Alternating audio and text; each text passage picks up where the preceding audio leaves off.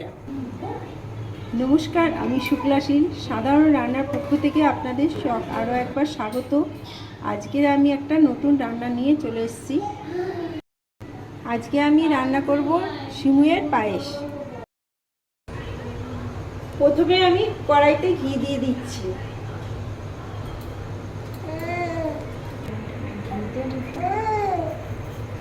এবারে আমি সিমুইটা দিয়ে ভেজে নেব।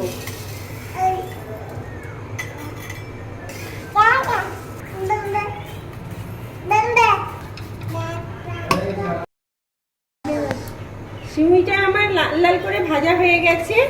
এইবারে আমি দুধ ঢেলে দেবো।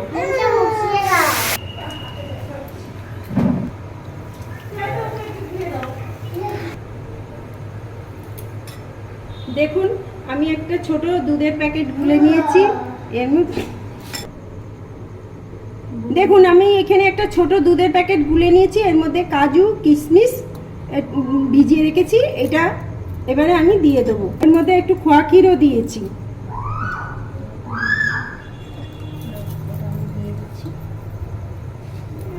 দুধটা ফুটে গেছে। এবারে এর মধ্যে এইগুলো দিয়ে দিচ্ছি। এবারে চিনি দেব।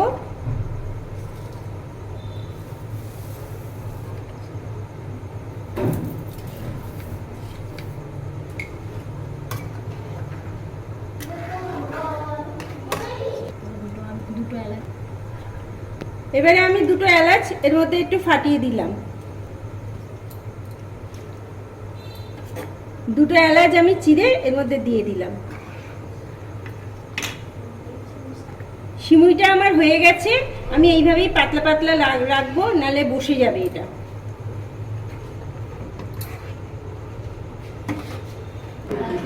সিমুইয়ের পায়েসটা আমার হয়ে গেছে। রান্নাটা ভালো লাগলে,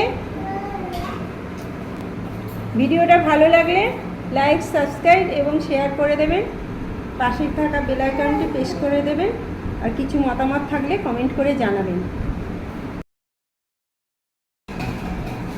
আমার দুই নাতিকে দিলাম। হ্যাঁ, দেখ কেমন হয়েছে।